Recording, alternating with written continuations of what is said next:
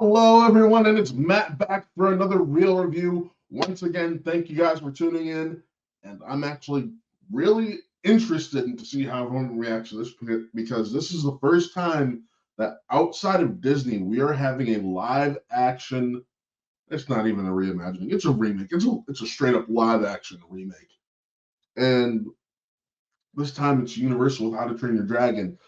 Let's be honest, the How to Train Your Dragon trilogy is one of the most beloved and damn near perfect trilogies that's been released in the last 10 to 20 years. Yeah, because the first film was only 15 years old. This year's the 15th anniversary of it. So I know personally it's one of those things where you really don't know how to react because a lot of people feel jaded because they may not be the biggest fans of what Disney's done with their live action reimaginings and remakes.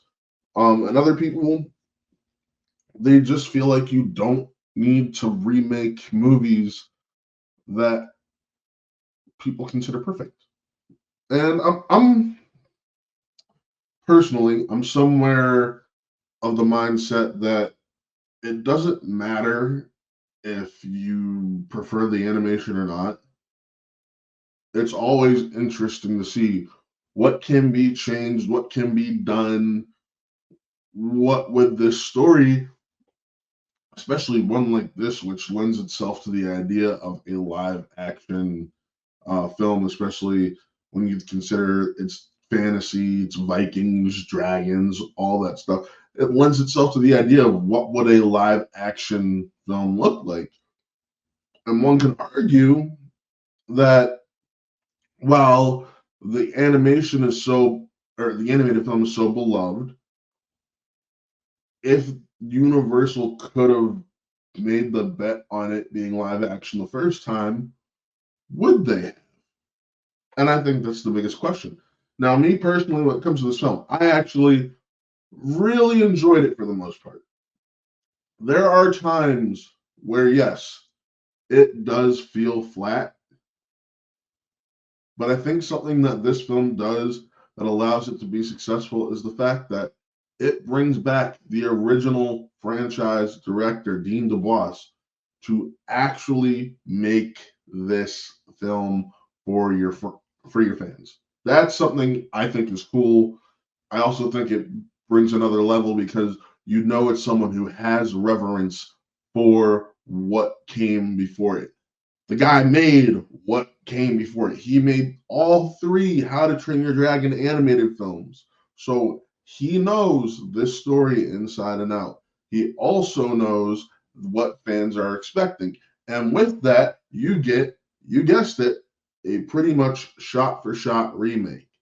However, because of the reverence and skill DeBlois shows, you end up not really caring that it is almost a straight up shot for shot remake. Now, I have to say, there are parts where you're just like, uh,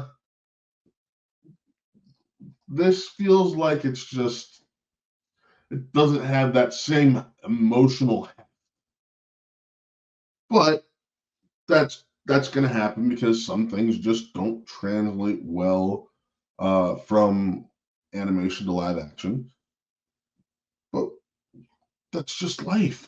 Like, I personally think this film lives and dies with Mason Thames.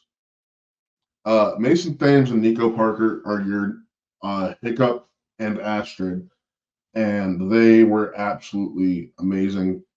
Gerard Butler is one of the only, if I think one of the few, if not the only member of the original voice cast to come back and play their actual character.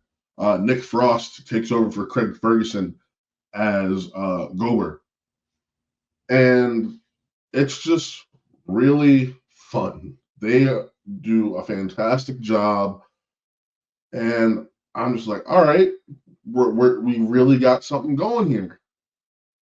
They also bring on Peter Serafinowicz and actually that's probably the Julian Dennison and that's probably the only name people will know, the only names people will know, or faces people will know when it comes to the children. And what they did is they added the children's parents, and you get to, or some of them, and you get to see why some of the children may act the way they do. Overall, well made, well directed, and very interesting film. If I'm giving it a rating, I'm gonna give it a 4 out of 5, because some people, when it comes to something like this, they're just gonna want the straight up live action adaptation, and it's one of those things where I feel like if they had made too many changes, like Lilo and Stitch did, which I don't think Lilo and Stitch made too many changes. I think Lilo and Stitch made just the right amount of changes. I think if they did that, people would be, you'd see the same uproar that you've seen Lilo and Stitch have. Even though Lilo and Stitch has done fantastic in the box office, some people have felt betrayed. Not me. I think they made the right changes. But